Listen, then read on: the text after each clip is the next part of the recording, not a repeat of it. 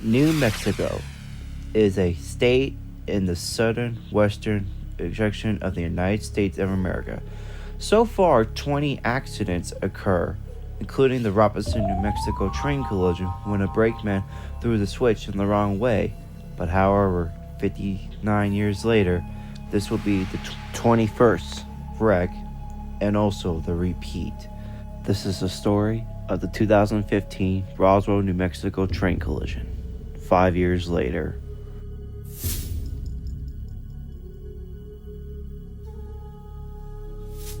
On April 27, 2015, the engineer and conductor went on duty at 8:30 p.m. in Clovis, New Mexico on westbound Southern Railroad freight train MCLOCRL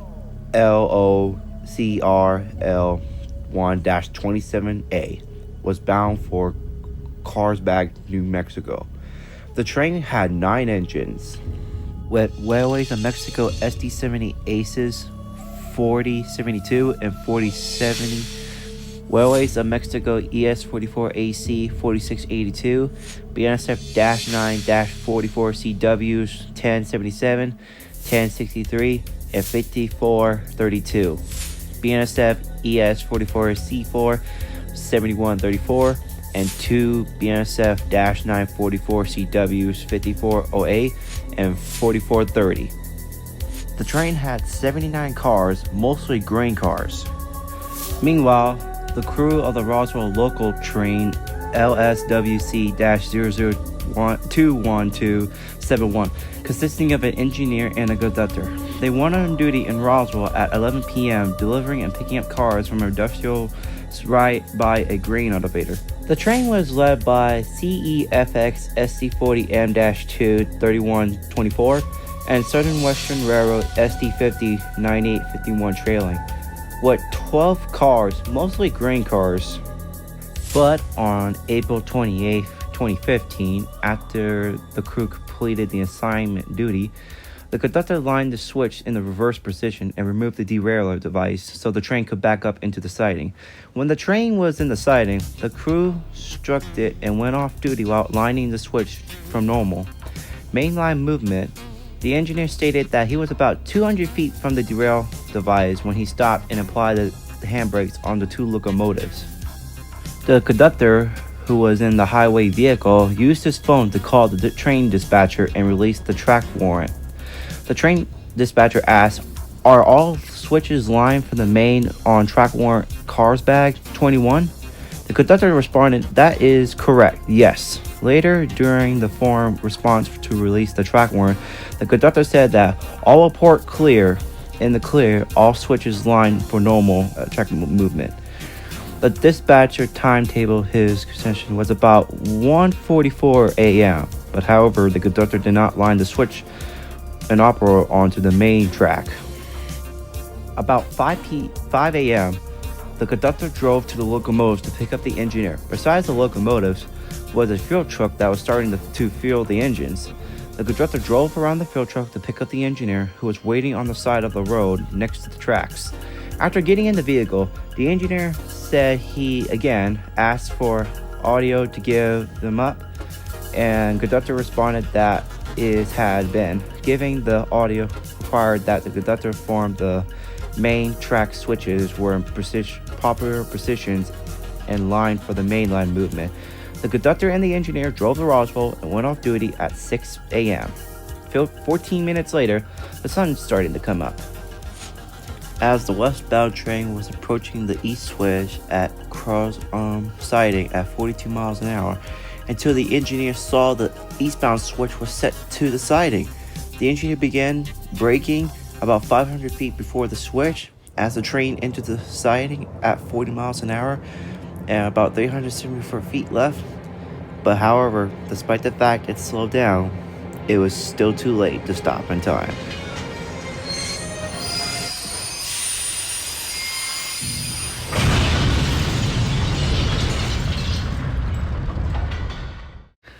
This westbound Southern Railroad freight train collided with the Southern Western Roswell local freight train at 6:23 a.m. The collision caused 9 engines to derail from the westbound train, while two locomotives and 3 empty grain cars derailed from the Roswell local. The conductor and engineer jumped out from the westbound train just before the collision. Rescuers responded immediately and arrived at the scene. They found the conductor on the left side of the train suffered some serious injuries. He was flown into a hospital in Ambient, Texas. They found the engineer on the right side of the train, but sadly, he died in the accident. The engineer was identified as Jesse T. Cumber III. Thankfully, the Roswell local train was empty. If the crew was still on board the Roswell local train, they might have been injured or killed. Highway 2, right by the train tracks, was closed for hours because of the derailment. One locomotive, BNSF 1077, also refueled during the derailment, but thankfully, it didn't catch fire. But people are wondering, how can a train collide into another train like this? Was it the repeat from the 1956 Robinson, New Mexico train collision? Or was it sabotage? The National Transportation Safety Board, or NTSB for short, investigates the crash. They soon learned that on the day of the accident, the conductor of the Roswell local train told the manager that he failed to set the switch at the accident site. Responding, the conductor reminded a fuel truck and said, "Maybe that distracted me," which it was there at the time. And he also told Warrant back and told him that we lined the switches back, but we didn't. Based on this statement and available evidence is the evidence the conductor error as he and the engineer left the siding. James Reason expected to study the error and also failed to set the switch. But however, we just can't blame the conductor for everything, right? Well, the westbound crew will also to blame as well, because the NTSB reviewed the alcohol test from the engineer and the conductor from the westbound train, and it discovered that they had weed on board. That means that they were smoking weed about 30 minutes and 5 hours just before the collision.